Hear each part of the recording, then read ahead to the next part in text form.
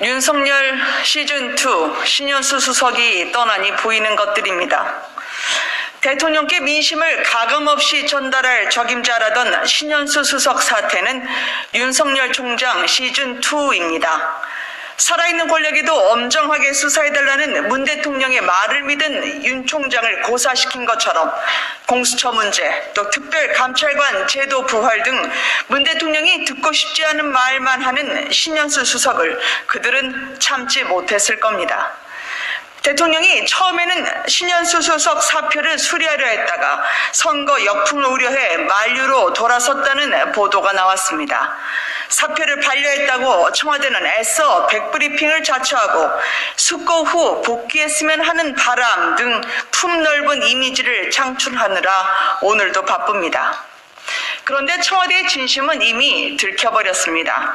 비서관의 하극상을 용인한 대통령의 인사 안에는 사실상의 민정수석 조국, 또 사실상의 법무장관 추미애가 살아있었습니다.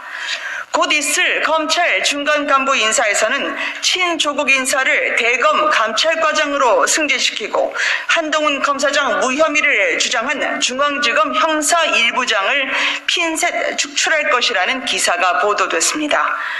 그러고 보니 이성윤 지검장은 울산시장 선거 개입과 오티머스, 심재철 지검장은 라임 수사 장악입니다. 입맛대로인 인사를 들춰보니 이 정권의 숨은 치부가 방긋 모습을 드러냅니다. 포용과 배려, 마음에도 없는 걸 억지로 하려니 얼마나 힘들겠습니까? 또 검찰 수사 무마시키려 불러들였는데 마음대로 안 되던 수석의 소용, 청와대는 매일 가늠하지 않았겠습니까? 대통령은 편히 신수석을 경질하십시오. 그리고 청와대의 시선만 따라가는 여당은 일명 검수완박 시도해 보시기 바랍니다. 국민은 안중에 없는 문재인 정권의 위선과 두 얼굴, 국민의힘은 4월 선거에서 국민과 함께 심판하겠습니다.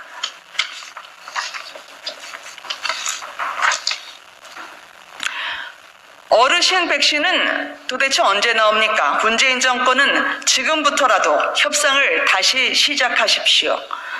코로나19가 심상치 않습니다. 오늘 새벽 0시 기준 신규 확진자가 561명, 의료계에서는 벌써 4차 대유행의 우려 목소리가 높습니다. 그런데 아직 우리나라는 백신 후진국 수준입니다. 국민에게 처음 접종되는 아스트라제네카는 남아공 변이의 속수무책일 뿐 아니라 최근 독일 등 유럽에서 부작용으로 접종 거부 사태까지 일고 있습니다.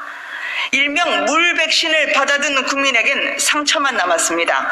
정세균 총리가 이달 중순에는 온다던 화이자는 없던 일이 됐습니다. 신기루가 된 발표, 무산 배경을 알려주는 사람마저 없습니다. 1분기 접종 계획이 그래서 어긋났습니다.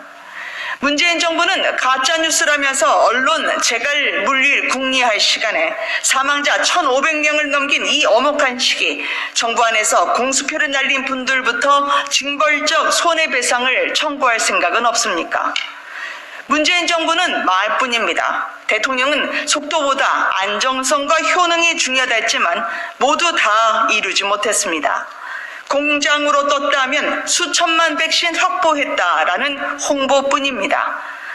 요양시설에 입소한 37만 명의 88%가 65세 이상 어르신입니다.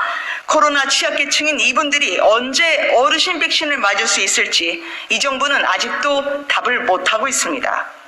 우아한 K방역의 실체입니다. 전 세계 지도자들이 앞다퉈서 백신 확보 전쟁터에 뛰어들고 있는데 이 정권은 올해인지 내년인지 가물가물한 치료제 이야기만 하며 이벤트에 골몰하고 있습니다.